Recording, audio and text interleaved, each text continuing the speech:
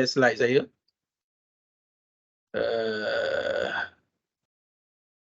Presented mode.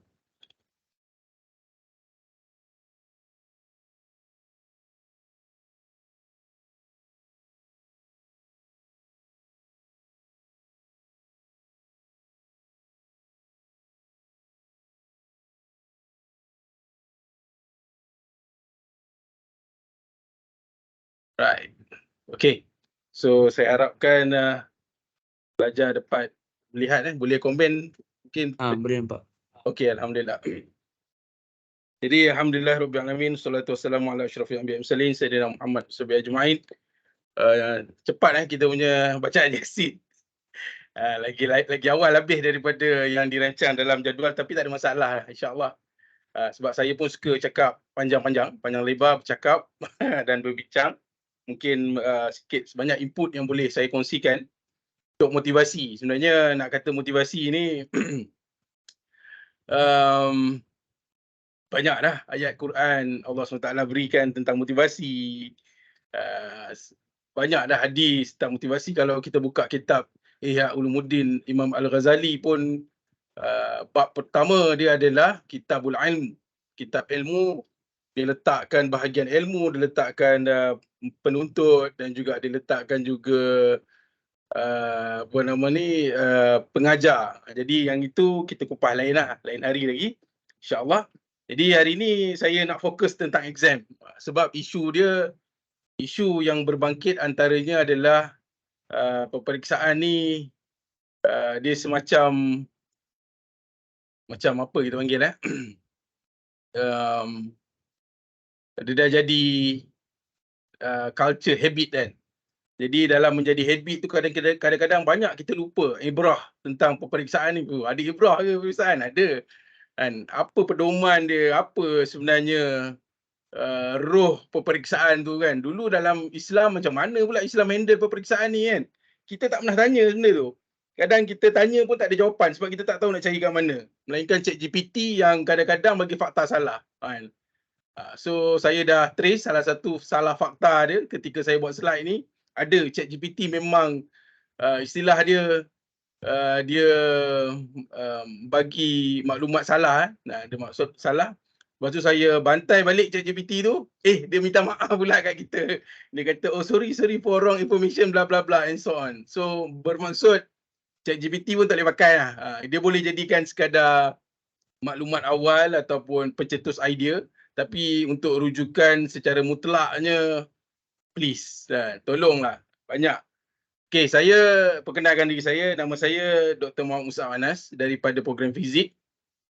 Saya di fizik ni dah lama, tapi sebelum ni saya parking ataupun berkhidmat di Pusat Tamhidi lah. So jurusan saya adalah fizik komputer, computational physics. Bermain dengan komputer untuk menyelesaikan masalah fizik daripada PhD lah. Tim saya, kalau tim research sebenarnya saya dengan Profesor Madya Dr. Ahmad Nazrul lah, TD HEPA sebelum ni. Jadi tu je lah kot. Mungkin yang tak kenal sebab kita sacrifice kan semua program, merentasi seluruh program yang ada lah di fizik, di FST. Okay, so point saya pada malam ni, tazkirah saya lebih kepada persoalan tadi lah, nak jawab soalan. Saya rasa ada fakta yang menarik yang saya rasa should be change your perspective after this. For sure, insyaAllah.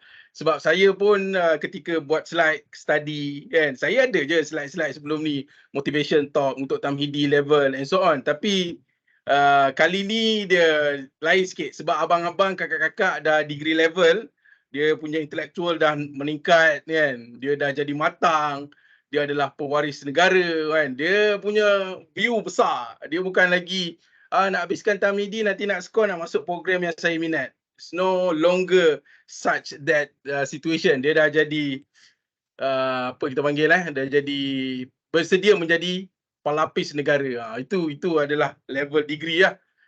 Nanti lepas degree, kalau sama belajar master dan PhD, dah ada dia jadi intellectual lah untuk membimbing masyarakat pula. Okay, so that's a view Okay, kita mulakan dengan satu perkara lah. yang saya bawakan perkara ni sebagai belia, kan, pelajar. You all lah degree level, kan, basically. So dalam interview, sebenarnya dia dalam satu paper yang ditulis, web kita panggil apa, penulisan di website IKIM lah.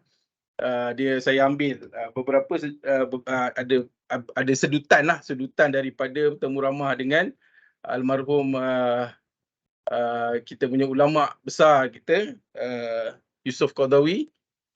Jadi antara ayat ataupun saya tu buka sikitlah. Okey, so antara ayat ataupun ulasan dia berkenaan dengan golongan muda, how important you are adalah, so apabila kita hendak melihat wajah negara pada masa depan, lihatlah generasi mudanya pada hari ini. Sekiranya golongan muda pada hari ini adalah dalam kalangan berakhlak dan berhemah tinggi, tentunya negara akan datang dengan sebuah yang aman makmur, dipanggil baladatun thayyibatun wa rabbun ghafur.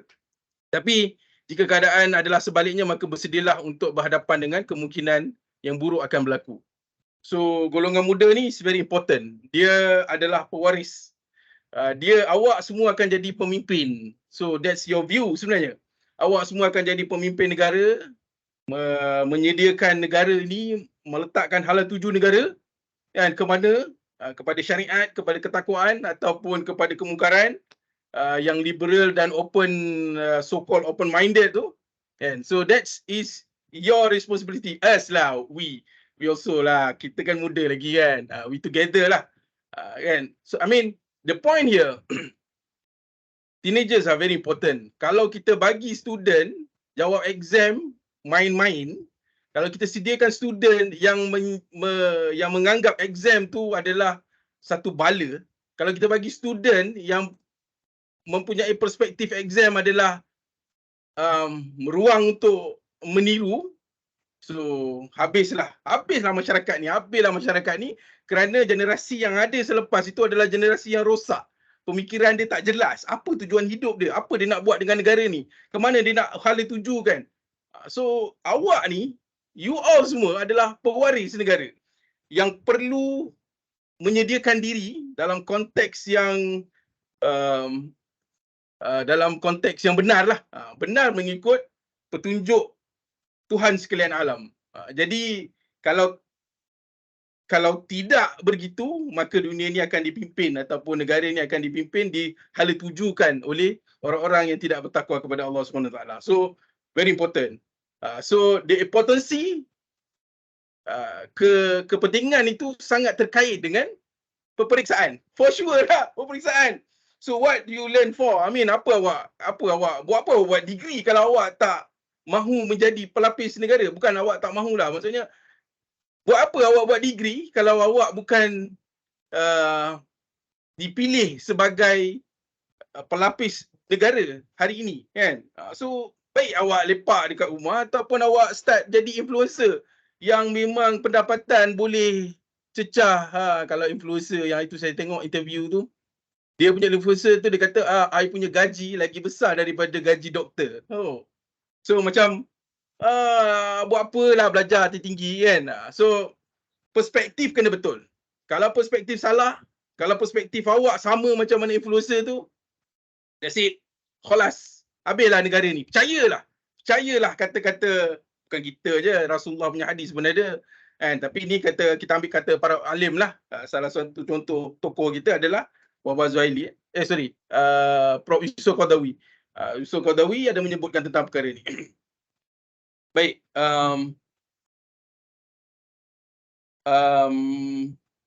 Baru-baru ni kan, itu tapi saya tak merujuk kepada USIM lah. Baru-baru ni ketika Perdana Menteri lawat Universiti IPTA, kan, IPTA. So apa senario yang MStar production interview pada student? Dia kata, apa soalan yang awak tanya, kan, pada menteri? So you know what? Level of thinking para pelajar yang ada di Malaysia secara umum, I'm not talking about USIM, I'm not talking about IPTA mana sekalipun, kita nak tengok orientasi pemikiran pelajar ketika itu di interview. Tahu apa dia? Soalan-soalan dia adalah soalan-soalan yang sepatutnya level TNC dah boleh settlekan, iaitu masalah college, masalah apa nama ni, masalah PNP tak cukup ruang kan. Betul masalah tu besar. Tetapi sebenarnya kita mempunyai masalah yang lebih besar. Pada hemat saya, sepatutnya pelajar yang mempunyai pemikiran yang jelas ataupun orientasi pemikiran yang cemerlang, yang terpimpin, dia akan bertanyakan kepada Perdana Menteri tu ketua negara, ke mana universiti negara kita nak pergi ni. Maksudnya how big your view perspektif. Itu sepatutnya lah. Tapi ialah tak apa, better late than never. Kita boleh develop benda tu sama-sama. Kita boleh tanamkan pemikiran tu kepada diri kita dan juga rakan-rakan kita, especially USIM. Because why? Because we know from the input from LI punya visit, saya sendiri alami LI punya visit, daripada apa nama komen kalau macam fizik ni dengan HIT teknologi industri kesihatan, dia ada program 2 tahun universiti U2I lah lebih kurang, dua lagi pada industri. So one of the industrial punya komen, dia kata USIM student very good lah, dia orang ni strong mental, dia tak cepat mengalah kan. So imagine, this is hasil daripada USIM. LI saya pun sama, dah beberapa kali. Even though our university kuat semua lah compare to others yang dah memang senior. So I mean the point here adalah awak sebenarnya telah mempunyai satu orientasi secara tidak langsung, orientasi disiplin diri yang dibentuk oleh syariat Islam. Itu nak cerita kan, cantiknya. Betapa cantiknya, tapi mungkin tak sedar. Yalah, kita duduk dekat dalam, kalau peribahasa Melayu tu katak bawah tempurung, tak campur sangat kan. Kita tak duduk. Saya daripada UKM, background sekolah agama lah, SMKE Al-Masyhur Laki Pulau Pinang. Sebelum tu sekolah agama juga, daripada kecil lah sekolah agama. So kita bila dah besar, kita masuk ke universiti yang biasa, bukannya universiti agama. So kita dapat dia punya nature tu, tapi kita kena bawa diri kita lah. Kita kena faham apa tujuan belajar dan sebagainya. So that is introduction, how important you are. And then this is another thing yang very very interesting, dan I'm pretty sure not all of us, or maybe one or two, you can count numbers of students that know this thing, iaitu ketika convocation. So saya pernah lah interview indirectly, tanya convo apa yang best convo ni. Dia pun jawab lah, student juga, uish, convo tu bila lagi kan, nak seronok. Itu yang biasa tu manusia nak seronok. Lepas tu apa nama, tengok awet biasa kan. Lepas tu apa lagi, time bila nak apa nama, OOTD kan, nak takat-takat gambar and so on. So that is kind of normal dalam semua kalangan muda lah. Tapi tak pernah seorang bertanya, Doktor, I'm wearing this mortarboard. I was thinking that, kenapa hal the square? Korang pernah tanya tak pasal the square? Tak pernah tanya kan? Tu nak katanya jauhnya Barat ni mengasingkan kita dengan the real history of Islamic civilization lah. So actually, I just want to share this perspective so that after this, kalau awak nak convo, you wearing that hat, you understand something very important. You know what? Mortarboard tu, square dia, dia panggil kat sini apa nama dia? Dia Kolan Suah. Mortarboard lah. The mortarboards of a graduate are the Islamic and derived from the flat hat of the scholars who would rest the Quran on the mortars to symbolize the primacy of the scripture over the intellect. Tu dia Al-Quran punya square tu. Hampa pegang tak tahu apa tu. Apa benda lah square ni kan. Buruk pula topi macam ni. Weh, tu asalnya symbolize Al-Quran lagi tinggi daripada akal kita. And also dia ada dia punya tali tepi tu, bookmarking. Dia panggil the mortarboard was for bookmarking the pages of the Quran. Tu yang tali tu kan. Tali tu nama dia apa? Saya dah lupa lah. Sahil tak silap saya. Itu adalah tanda mengaji. Sampai tanda mengaji bookmark tu pun depa bubuh. Sebab apa? Nak menunjukkan. So waktu zaman awal pembukaan universiti di Eropah lah, sekitar, saya tak ingat lah, tapi dekat Sepanyol, dekat area situlah, Eropah, dekat area Sepanyol. Tapi bukan kawasan, kira kawasan Islamik punya border lah. Luar daripada tu, Barat ni, orang Eropah yang belajar daripada kita sekarang keluar negara, ke negara Barat, bangga sebab belajar ilmu kan. Waktu zaman tu, dia orang datang ke, kalau kita letak sebagai nama bahasa Arab, daulah lah, kepada daulah ketika itu untuk menuntut ilmu. Dan bangganya mereka balik dengan bawa probe yang sama ni baju ni, Qalansuah kan, Qalansuah. So pakaian yang sama, kalau tengok dekat tangan dia pun, dia buat juga panjang macam ni, tapi dia potong lah sikit, dia kecil kan, mungkin tak cukup kain ni, tak tahu kan. So that mean the point is, they want to imitate exactly the best as they can, just to make sure yang dia orang ni graduate daripada negara yang hebat. So again, kita combo tak tahu apa nilai. Tak tahu apa nilai convocation tu kan. So this is a new things lah yang maybe a lot of student tak tahu. Saya dapat tahu maklumat ni ketika interview dengan, bukan saya lah, saya tengok interview di antara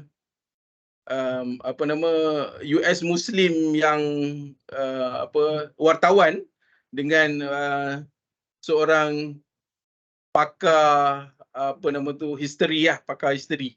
Dan dia ni daripada church.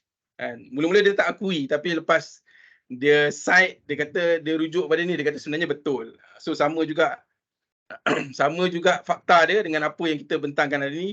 It is exactly, itu adalah daripada warisan datuk nenek moyang awak semua. So I mean the point is, kalau datuk nenek moyang kita kan, kalau kita baca ni, the design of Qalansuah headdress, particularly square shape, Qalansuah, is believed to have influence in the development of the mortarboard cap using in graduation ceremonies in Europe. So Europe pun guna juga. The Islamic influence on academic transition in medieval Europe is well documented, as scholars from Western Europe travel to Islamic centers of learning to study various disciplines including mathematics, philosophy and astronomy. So kalau kita nak bangga kosong je tak guna lah. Sebenarnya kita kena ambil ibrah dia, pengajaran dia. Kita kena ambil motivation dia. Apa sebenarnya dia orang ni? Apa yang siapa ni? Siapa nak take control ni? Take back lah, I will take back. Okay dah tak ada dah muka saya dekat dalam slide tu. Dia kacau lah ni. Okay, tak apa. Apa tadi? Okay, so dia orang belajar ke negara yang mempunyai struktur pemerintahan yang paling cantik ketika itu. Dan kita akui adalah Islam. So that is one thing lah yang saya rasa lepas ni kalau convocation, pegang cap tu, fikir balik. Lepas tu buat TikTok, beritahu kat semua orang kat Malaysia ni. Orang akan tengok Yusif punya TikTok, dia kata, "Uish, tak pernah pula aku tahu." So bagilah dia rujukan-rujukan yang pelbagai ni. Bukan cakap kosong kan, supaya dia orang tahu. So and then the latest on, tradisi tu akan jadi lagi. Orang-orang akan mempunyai view yang positif. Dia akan fikir, oh apa. Alright, so kita masuk kepada exam. It's still exam. Kita nak cerita pasal exam ni. So how does our Muslim scholars, our centers, atuk-atuk kita ni betul-betul bermotivasi lah dalam menuntut ilmu. Tak macam kita, saya cakap kita lah, yang kita rasa examination ni adalah satu bala lah, ataupun dia sebenarnya adalah peluang untuk mencipta kreativiti. Siapa boleh toyol lah, siapa boleh tipu dengan cara yang paling hebat. Seperti mana 007 agent membuat perisikan. Oh, tu dia punya punyalah ke arah yang perspektif berbeza kan daripada apa yang mereka lakukan lah, ataupun apa yang atuk nenek kita buat.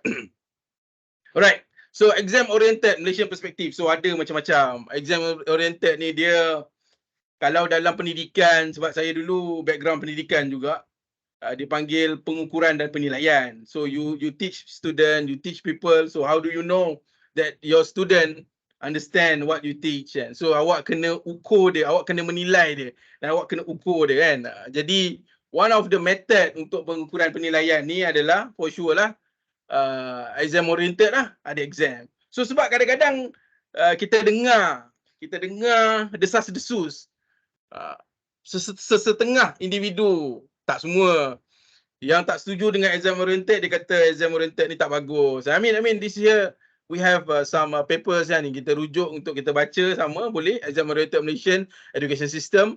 So dia kata pro dia adalah it motivates students learning kan. Motivate student tu terasa motivasi untuk belajar. Yes, in one side kita nampak bagus. Ya, betul lah, betul. And also enhance student knowledge and skill, and student learn to cope with stress. So bila nak exam kan stress kan, so awak akan dapat belajar dengan baik. Awak dapat belajar indirectly how you control yourself. Bila exam ni, exam stress kan. Tapi bila awak dah biasa dengan exam, awak dapat control stress. So I think that's quite reasonable lah, correct lah, betul saya rasa. Ada kebaikan dia. And then also the kontra adalah orang yang tak setuju, kata this is very outdated dan kata limit the student critical thinking tau exam ni. Yelah, you bagi very oriented punya soalan kan. Kan. And then also exam oriented system ni stop teachers from serving their true purpose. Dalam paper ni panjang lah dia explain. Okay, so point here adalah benda ni adalah dalam Islam ia termasuk dalam kategori teknikal. Yang tidak menyediakan exam tu is very technical. I mean hukum asal bagi peperiksaan tu dia tak jatuh kepada dia melihat konteks lah, iaitu konteks sebenar, konteks ataupun tujuan sebenar pemberian exam ni niat baik, iaitu untuk mengukur. So dalam Islam perkara ni tak ada dalil keharaman, tu yang pertama, unless yang dibincangkan soalan tu adalah soalan yang bertentangan dengan akidah ataupun syariah, itu lain, itu kita bincang lain. I mean the point is method technical ni wasilah kan, ataupun wasilah lah, dia adalah perkara yang mubah, tak ada masalah. So it can be a positive feedback, also it can be a negative feedback, tak ada masalah. So awak nak ambil kaedah oriented exam papers, silakan, tak ada masalah, dia tak ada isu besar kan. Dia ada pros dan dia ada cons, for sure lah, sebab tu adalah kaedah yang mubah. Boleh jadi naik motor bagus, boleh jadi naik motor tak bagus, bahaya kan. So perkara tu mubah. Yang menjadi haram tu adalah kejap lagi kita bincang. Okay, so ni adalah Malaysia perspektif. Same goes as student perspektif. Dia rasa burden, dia rasa menyusahkan bila ada subjek yang tak ada exam. So what student comment on that subject? Syukur tak ada exam, best gila subjek ni kan. Kalau boleh semua exam, semua subjek tak nak exam. Because we teachers kan, teachers ni bila dia subjek tu tak ada exam, dia banyak bagi kaedah penilaian yang alternatif lah. Jadi kadang-kadang bila alternatif tu dia memberi ruang untuk pelajar mengulang kan. Sebenarnya dia banyak beri peluang kepada pelajar lah, dengan kata lain. Banyak beri peluang kepada pelajar tak apa-apa bagus lah. Okey, tak apalah. Kadang kita nak gagalkan dia tak sampai hati sebab dia ada peluang. So bagi peluang lagi. So student suka. And also a good perspective ataupun a good way to evaluate your student. Tapi but some of the subject tak sesuai buat macam tu. So it is very technical. Dalam Islam tak ada masalah. So tak ada isu lah. Yang menjadikan perspektif berbeza tu atau mewujudkan perspektif berbeza adalah you guys, students ni.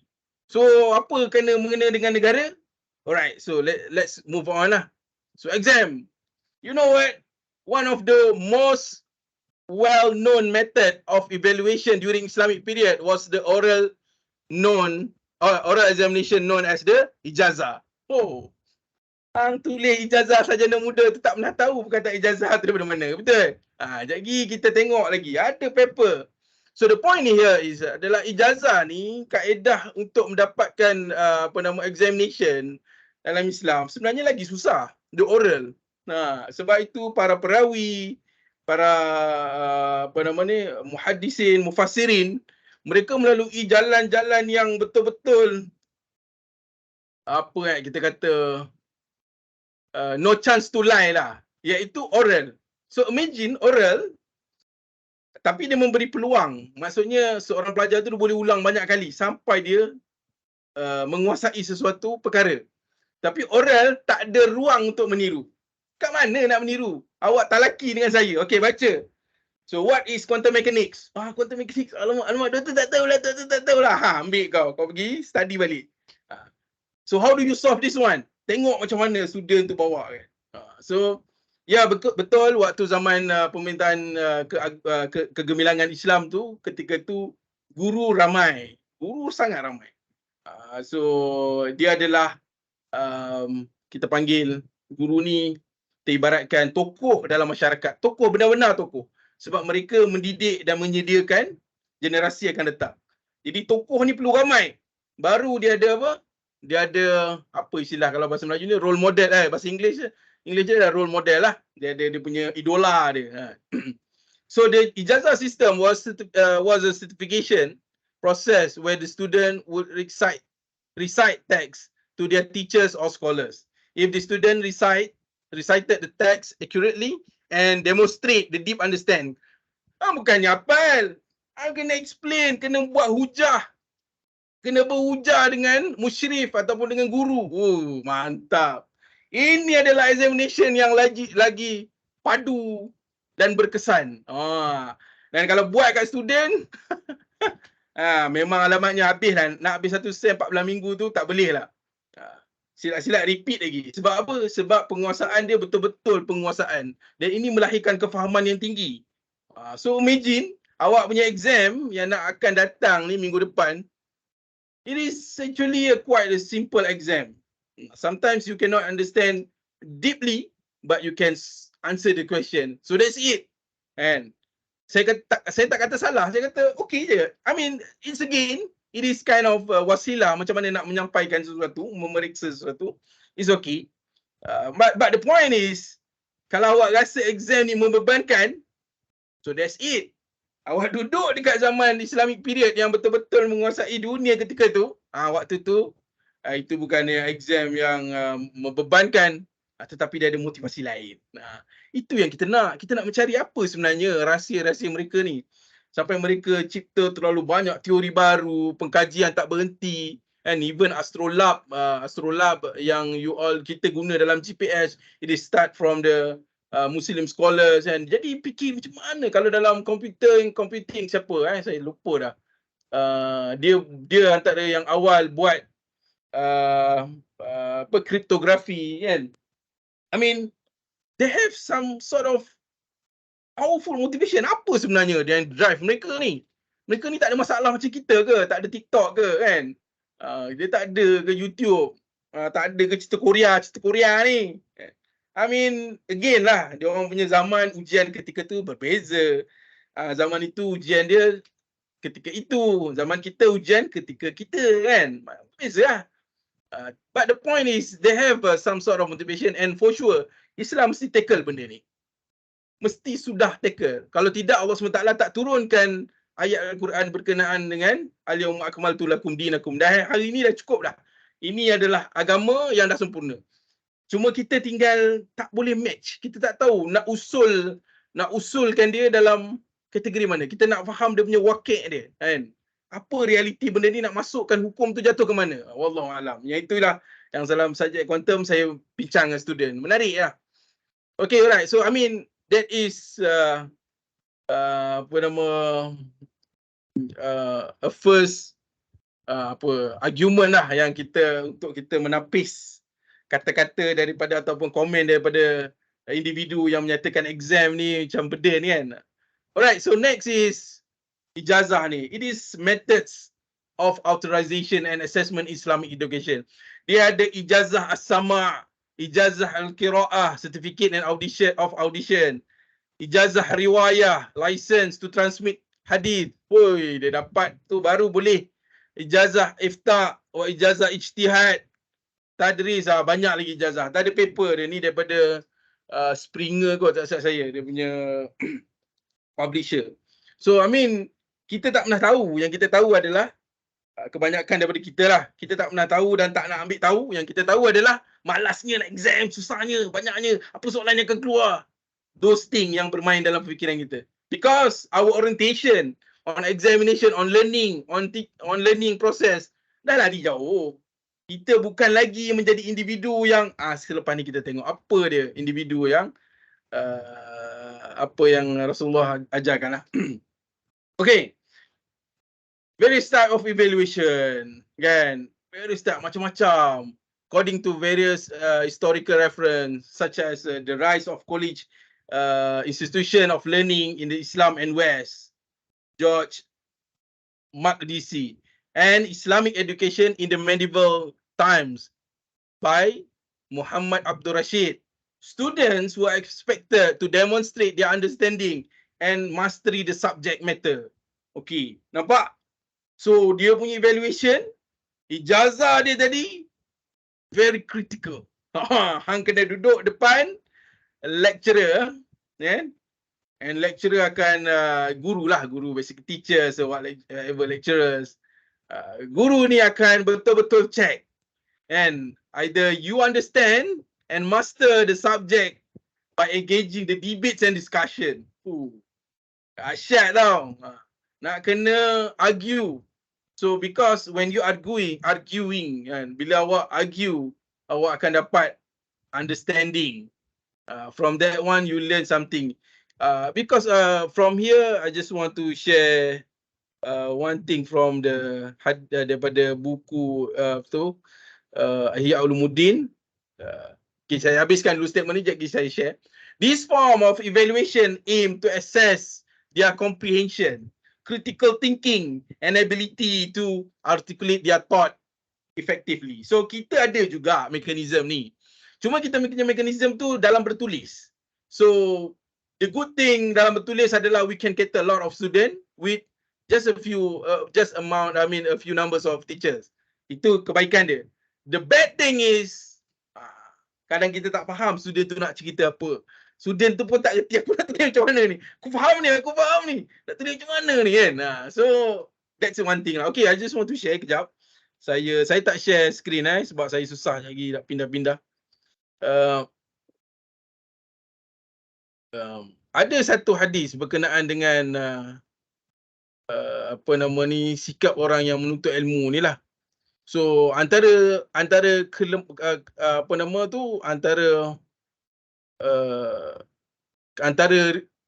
risiko ataupun cabaran kan, cabaran kami sebagai pendidik bila berhadapan dengan student, bila mengajar student adalah one thing yang buatkan kami rasa macam aku cakap seorang-seorang. Apa dia? Hampa tahu kan? Iaitu siapa ada soalan, tak ada siapa tanya. Memang clear. Faham. Mantap student Muslim ni. Istilah dia tawaduk kan. Sudah kan. Apa lagi istilah dia? Ini memang berkat ni kan. So I mean the point here adalah kami ni tak boleh nak evaluate ketika kami mengajar directly sebab student tak tanya soalan. Bila kita tanya, tak boleh nak, semua diam tak jawab. I mean I'm asking myself, budak ni faham ke tak faham kan? So bila saya tanya, boleh tak? Boleh tak? Boleh tak dia? Boleh apa? Boleh bela ke? Boleh belajar faham? Boleh, insyaAllah kita orang boleh faham ni. Okay. I mean, that is kind of situation. I'm pretty sure that you understand and you experience it. I mean, I just want to share one hadith. It is come from Abu Naim dari Ali. But this hadith is marfu' lah. Marfu'. But it's okay. We can take the ibrah as well because Imam Ghazali also put it in his book of Ihya Ulumuddin. Al-ilmu khazain mafatihuhas su'al. Ilmu itu adalah satu khazanah. Kan? Wansyur alaina min khazaini rahmatika ya arhamar rahimin. Doa dah bagus ya. Doa dah bagus. Doa mantap kan. Amin ya rabbal alamin. Al-ilmu khazain. Hadis ni beritahu. Rasulullah beritahu al-ilmu khazain mafatihuha as-su'al. Mafatih. Pembuka dia adalah pertanyaan. Dia adalah satu khazanah. Yang nak buka khazanah tu adalah bentuk-bentuk soalan. Ala fas'alu. Rasulullah kata, oleh itu, tanyalah. Fa'innahu. Sesungguhnya bertanya tu tadi, yu'akhizu fihi arba'ah. Dia akan diperoleh pahala pada 4 kategori. Kau orang mesti tak dengar, pernah dengar hadis ni. Duk tengok cerita Korea banyak sangat ni. Mengarut dia. Ada 4 perkara yang akan memperoleh tahap keberkatan lah kita kata kan.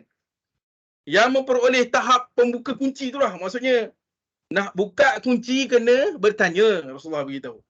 Sesungguhnya pahala itu diberi kepada 4 golongan. As-sa'il. Hang tanya, hang dapat pahala. Wal alim. Guru tu lah. Wal alim tu cikgu tu lah. Wal alim. Wal mustami'u. Pendengar, orang yang dengar tu pun dapat pahala juga. Weh, member dapat kau tanya soalan. Rahmat weh, rahmat. Hang tanya soalan, member lain dapat pahala juga. Tapi janganlah soalan yang tak ni kan, tak logik, takut dia jadi macam apa Itu yang kita takut tu. Kita ingat aku tanya soalan susah. Sekejap lagi member kata apa sini tak faham. Tapi tak boleh juga. Hampa dengar, yang lain-lain dengar tu dapat pahala dah. Kan? Mustami' wal muhibbu lahum, dan orang yang suka kepada tiga-tiga ni. Maksudnya ada 4 orang yang suka kepada ketiga ni, tak tahu lah kotlah orang lalu ke ataupun member-member lain ke. I mean, it is very huge guidance kan bagi saya. Dia menunjukkan satu jawapan kepada realiti kita hari ni. Sebab itu anak-anak didik kita memang tak hilang minat lah, orang kata hilang minat. Sebab dia punya nature menuntut ilmu tu dia dah lari dah daripada apa yang sepatutnya lah. Okay. In addition to oral examination, written assignment and essays were also used to evaluate student knowledge and skill. Memang essay written pun ada juga. These written assignment were often focused on demonstrate the student understand of Islamic theology Islamic theology ni macam ilmu kalam kan. Maksudnya I mean you can say it about berhujah which is more on mathematics macam itulah, lebih kurang law and literature.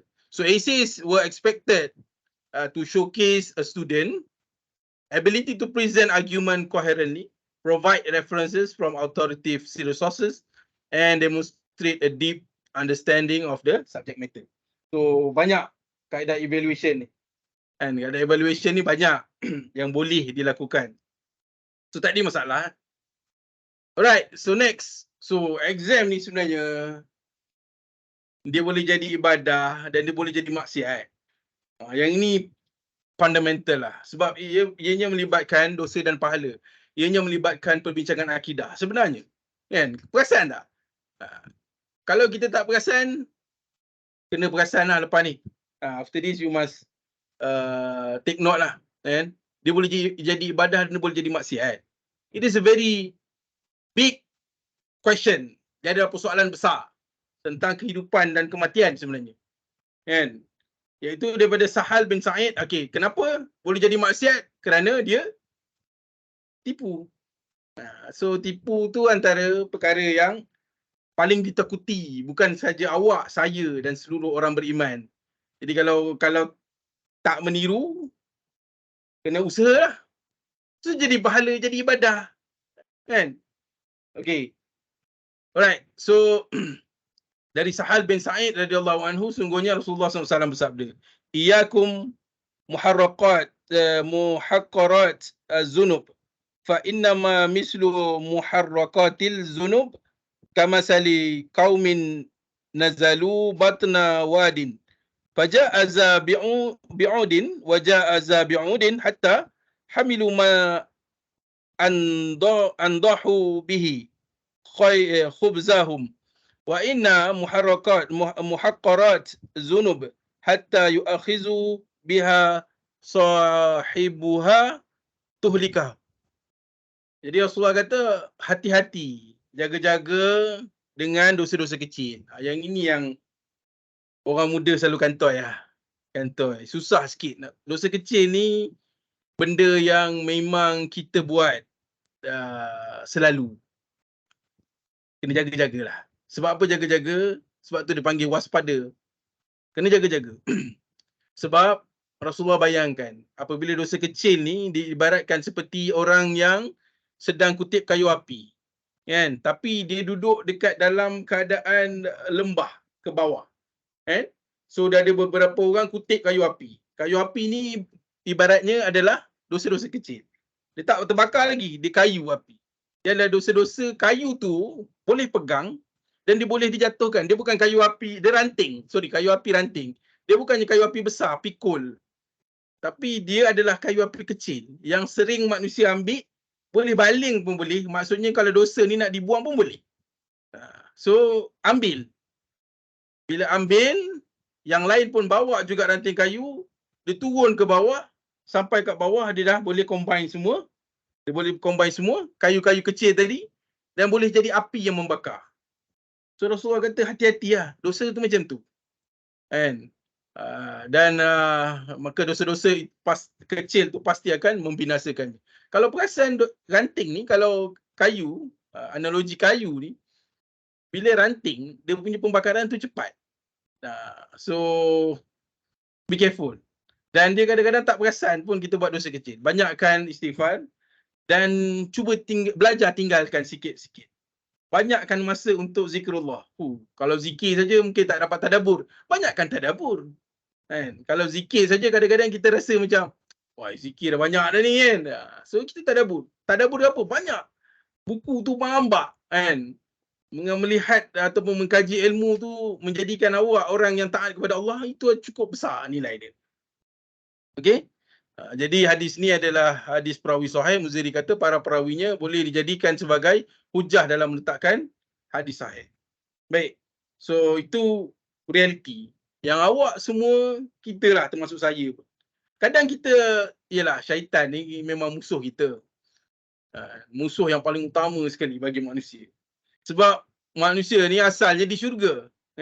Iaitulah Nabi Adam AS. Jadi benda pertama yang didengki oleh syaitan adalah nak singkirkan Nabi Adam daripada syurga Allah SWT. Jadi apa dia buat? Apa dia buat? Tipu Nabi Adam. Dia tipu Nabi Adam, dia kata aku ni adalah penyelamat.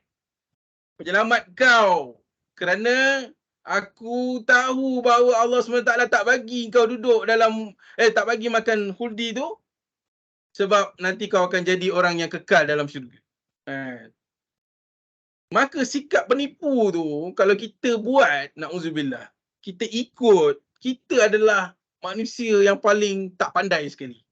Kerana jejak langkah musuh yang pertama, strategi musuh yang pertama adalah menipu Nabi Adam AS. A'udzubillahi minasyaitonirrajim. Kan?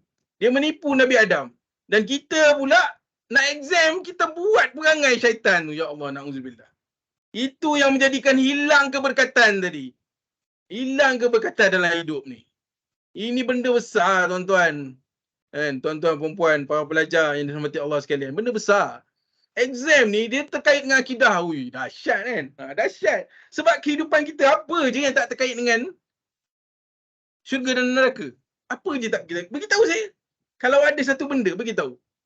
Bab tadi memilih exam punya cara pun, itu berkaitan dengan dosa pahala tu lah, iaitu syurga dan neraka.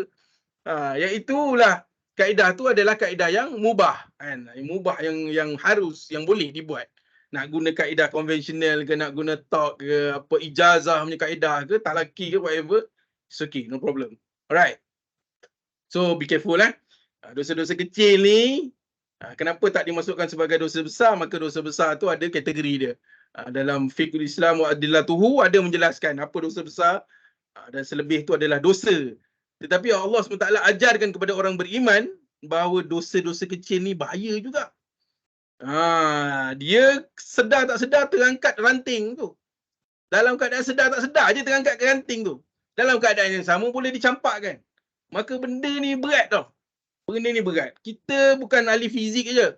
Kita bukan ahli kimia, matematik, apa nama tu, apa lagi, komputer. Kita semua adalah ahli-ahli yang sama hala tuju kita. Iaitu adalah nak dapat keredaan Allah SWT. Yang asbab-asbab hal-hal dunia ni itu memang kita kena usahakan. Sebab daripada situlah kita boleh ciptakan kebaikan, melaksanakan sebuah hadis khairun nas anfa'uhum linnas, daripada kajian kita kan. Kita jadi manusia terbaik, memberi kebaikan kepada manusia yang lain. Wallahu alam. Jadi ada lagi, jangan tak habis lagi. Baru 9.40 kan. Okay, saya pun tak nak lambat sangat. Kita dah terawal 20 minit. Dia mungkin dalam lebih kurang lah dekat-dekat pukul 10 ke. So saya tak banyak dah, tinggal lagi beberapa slide ya. Jadi okey, baik. Setelah para pelajar dibentangkan dengan fakta yang saya bagi tadi, dibentangkan dengan hadis yang saya bawa tadi, yang hadis daripada penanya soalan juga kan, itu adalah satu kebaikan. Maka perkara utama yang kita kena bawa adalah, yes, exactly, kita kena betulkan niat. Kena tanya diri sendiri. Saya tak tahu niat awak. Yang tahu niat awak adalah awak sendiri dan Allah SWT. An Abi Hurairah radhiyallahu anhu qala sami'tu Rasulullah SAW yaqulu man jaa masjid haza. Siapa yang pergi ke masjid ini, lam ya'tihi, tidaklah dia memperoleh illa kecuali li khairin, satu kebaikan, yata'allamuhu au yu'allamu, kan, atau sama ada dia belajar ilmu ataupun mengajarkan. Itu adalah satu khair yang besar. Masjid lah, kita faham ketika zaman Nabi, zaman Rasulullah SAW, masjid adalah tempat segala-galanya, pemerintahan, pendidikan dan sebagainya kan. So itu kena makruf lah, kena faham lah kenapa Rasulullah gunakan sebagai masjid. Kalau hari ni nak kata madrasah ke, jamiah ke, it's okay. It is affecting on the same course lah. Maksudnya wakil dia sama, adalah tempat menuntut ilmu. Fahuwa bimanzilatil mujahid fi sabilillah. Yang bila orang menuntut ilmu kerana Allah ni, mencari keredaan Allah, melihat keagungan Allah, untuk menjadi khairun nas ni, memberi kebaikan kepada manusia yang lain, dia tu Allah letakkan sebagai orang yang berjalan. Berjalan kat mana? Berjalan, berkedudukan, tempat tinggal itu, orang berjihad di jalan Allah SWT. Besar tu. Wa man jaa li ghairi zalik, kalau siapa yang pergi selain daripada tu, fa huwa bi manzilati rajulun yanzuru ila mata'il ghair. Dia pergi kepada perhiasan, satu perhiasan. Siapa yang hadir tetapi bukan tujuan untuk selain tu, selain ketaatan, ketakwaan, maka dia pergi seperti seorang yang melihat perhiasan yang bukan miliknya. So dia pergi tapi dia tak dapat apa pun. Dia lihat perhiasan yang tak boleh diambil dan digunakan. Iaitulah ilmu, khazanah ilmu yang besar tadi. So ni hadis riwayat Ibnu Majah. Jadi betulkan niat tuan-tuan, puan-puan, para pelajar dan kita semua. Niat penting ni. Sebab niat ni hanya Allah SWT yang tahu. Dan kita lah, kita tahu for sure lah kita yang niat kan. Panjang kalau nak cerita pasal niat tu kan. Kalau ikut hijrah tu ada hadis innamal a'malu binniyat tu famous lah, very famous kan. Kadang-kadang saya terfikir kenapa hadis tu wa innamal likulli imri'in ma nawa. Artinya dia niatkan apa yang dia nak kan. Faman kana hijratuhu ila Allah wa rasulih fa hijratuhu ila Allah wa in kana hijratuhu lidunya yasubha au imra'atan yankihuha. Inilah akhir hadis. Iaitu Rasulullah cerita macam mana orang ketika hijrah ni, berat sebenarnya hijrah ni kan. Berat sangat hijrah tu sampai Rasulullah sayang kepada umat dia, janganlah niat selain daripada Allah. Sebab penat hijrah ni. Sampai Rasulullah kata kalau kau hijrah ada benda lain yang kau nak, kau akan dapat yang itu. Sampai kau nak kahwin pun, maksudnya dia hijrah sebab nak kahwin, maka dia akan dapat juga nak kahwin tapi tak dapat. apa yang paling besar. Sebab penat, hijrah ni penat. Hijrah daripada Mekah ke Madinah tu, Yathrib kan. Penat nak tinggalkan keluarga, pengorbanan yang besar. Jadi Rasulullah sayang. Ibaratnya Rasulullah sayang pada kita, awak ni belajar menuntut ilmu apa, I tahulah. I pula. Kita tahulah, kita sebagai insan yang hidup zaman ni, kita tahu susah nak study ni. Dengan ada study subjek yang berbeza, dengan belanja yang besar mak ayah kita keluarkan. So pengorbanan tu besar sebenarnya. Jadi jangan sampai hilang semua ibrah tu, kebaikan yang Allah SWT dah ready kan untuk awak tu. Tapi kalau awak buat maksiat dalam ibadah, iaitu ibadah menuntut ilmu ni, khalas, hilang, habis, penat tu. Rugi. Serugi-rugi je, na'udzubillah. Okay, saya pun dah penat je kan. Okay, future leaders, this is our ultimate. Okay, future leaders, you, all of you, kita adalah future leaders. Kita akan memimpin, insyaAllah. Dan our ultimate goals adalah sami'tu Rasulullah SAW, khairu a'immatikum allazi tuhibbunakum wa tuhibbunahum wa yuhibbunakum wa tusalluna alaihim wa yusalluna alaikum wa syarrul a'immatikum allazina tabghadunahum wa yabghadunakum wa tal'anunahum wa yal'anunahum, malaknat. Wa qala qulna ayyu Rasulullah afala nanabizahum qala la ma'akumu fikum salah la ma'akumu fikum salah. Okey, rawahul Muslim. Iaitu tentang pemimpin. So sebaik-baik a'immah, pemimpin di kalangan kalian. So pemimpin ni dia ada banyak kan. Pemimpin sekecil-kecil pemimpin adalah YDP lah, YDP sacrifice. Kan. Dia adalah satu amanah yang besar kan. Tapi pemimpin yang Rasulullah masukkan di sini, kita boleh ibrah kan. Kita boleh ambil ibrah, pengajaran tu besar lah. Sebenarnya sebesar-besar pemimpin adalah ketua bagi umat Islam. Dia panggil khalifah kan. Yang itu besar kan. Yang itu sangat besar. Yang itulah yang berlaku zaman Umar Abdul Aziz, zaman Khulafa Rashidin kan, Umar Abdul Aziz dan seterusnya sampailah Uthmaniyah kan.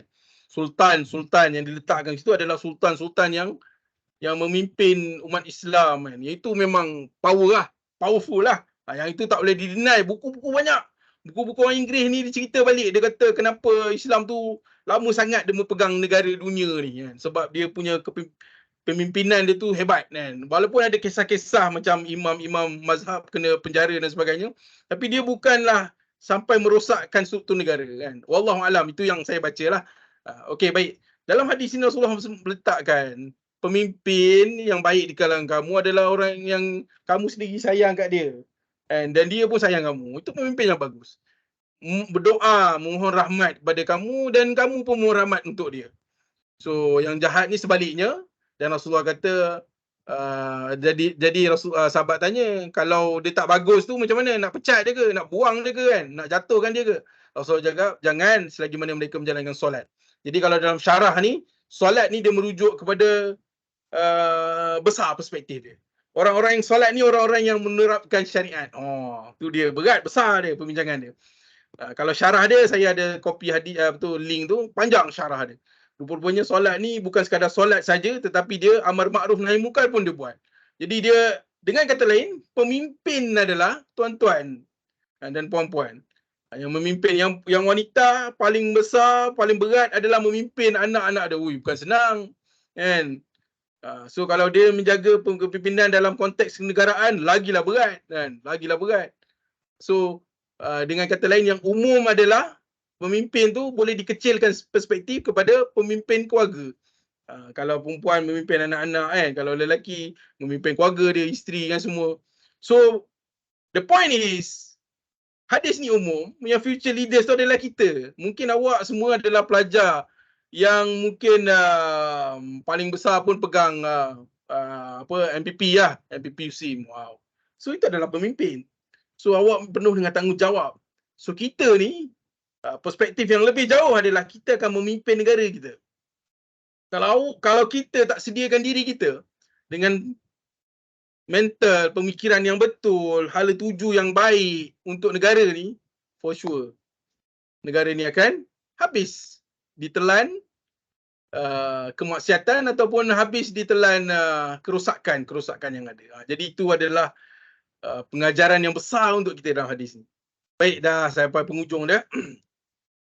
Jadi you all semua dah dengar. Kita semua dah dengar, saya pun dah dengar. Saya sendiri bercakap dan saya dengar apa yang saya katakan.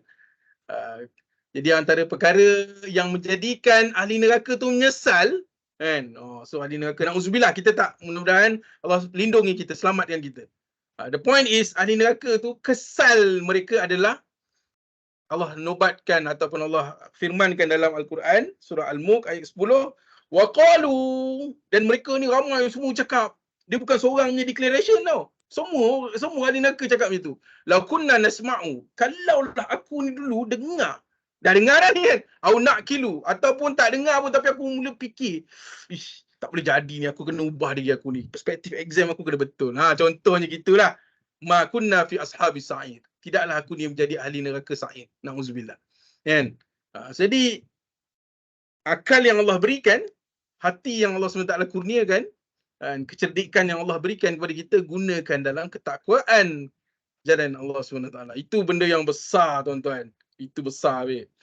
Ini adalah perkara hidup dan mati. Exam ni is all about hidup dan mati. Dia tak ada terputus langsung dengan persoalan syurga dan neraka. So kena ingat, perspektif ni kena berbeza. Allahu Akbar. Besar ni. Dan sebagai penutup, kita sama-samalah amalkan doa. Allahumma inni as'alukal fawz indal qada'i wa manazil syuhada wa 'ishal su'ada wan nasru 'alal a'da. Ya Allah, kami mohon kejayaan dalam setiap ketentuan dan tempat para syuhada dan kehidupan orang-orang bahagia, kemenangan atas musuh. So musuh kita yang paling utama adalah syaitan. Na'udzubillah minasyaitanir rajim. Jadi wallahu alam, jazakumullah khair. Saya rasa cukup dah. Kurang lebih sejam juga. Saya serahkanlah kepada pengurusi majlis. Terima kasih, itu saja. Assalamualaikum warahmatullahi wabarakatuh. Majlis merakamkan ribuan terima kasih atas penyampaian tazkirah yang cukup menarik dan bermakna daripada Dr. Mus'ab sebentar tadi. Semoga segala yang disampaikan dapat dijadikan hikmah dan teladan dalam hidup kita sebagai seorang pelajar. Untuk makluman hadirin, sila isi pautan kehadiran yang terdapat di ruangan chat box untuk rekod tulabiah. Alhamdulillah, agenda kita pada hari ini sudah hampir ke penghujungnya. Tibalah masa untuk sesi fotografi.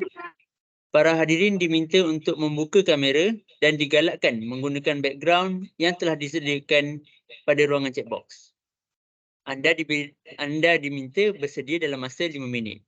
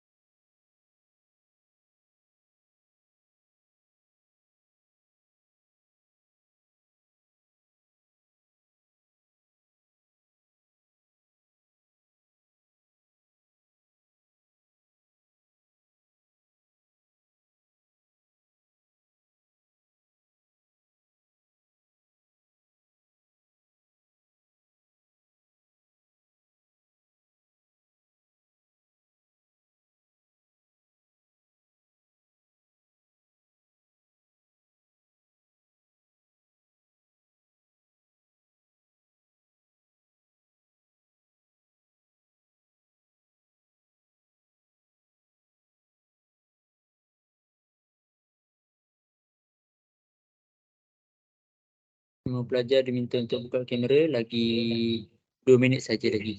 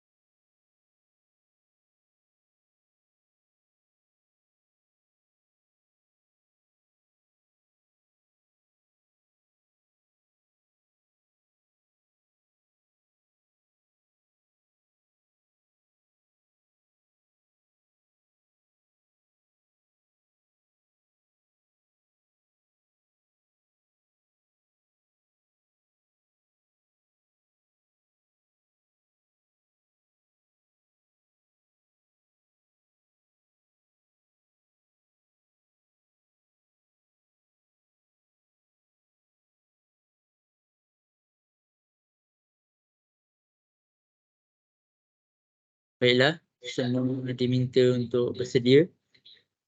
Kita akan mulakan pengiraan. Technical ready? Okay. 1, 2, 3.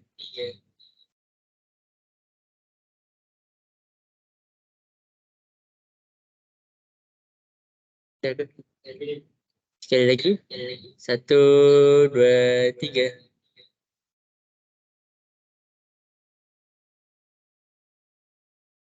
Sekali lagi, last. 1, 2, 3.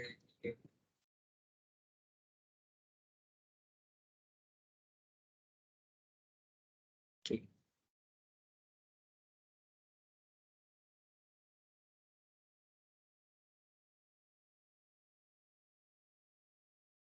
Baiklah, hadirin sekalian, dengan berakhirnya sesi fotografi sebentar tadi, maka tamatlah program Malam Munajat 4.0 kali ini.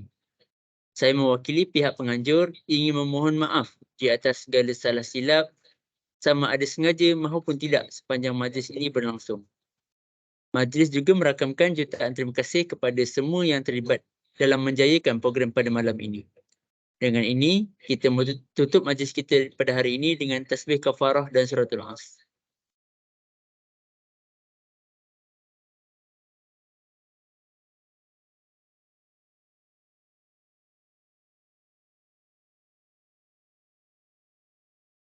Sekian, wabillahi taufiq wal hidayah. Wassalamualaikum warahmatullahi wabarakatuh. Hadirin boleh bersurai. Terima kasih. Thank you. Terima kasih. Terima kasih.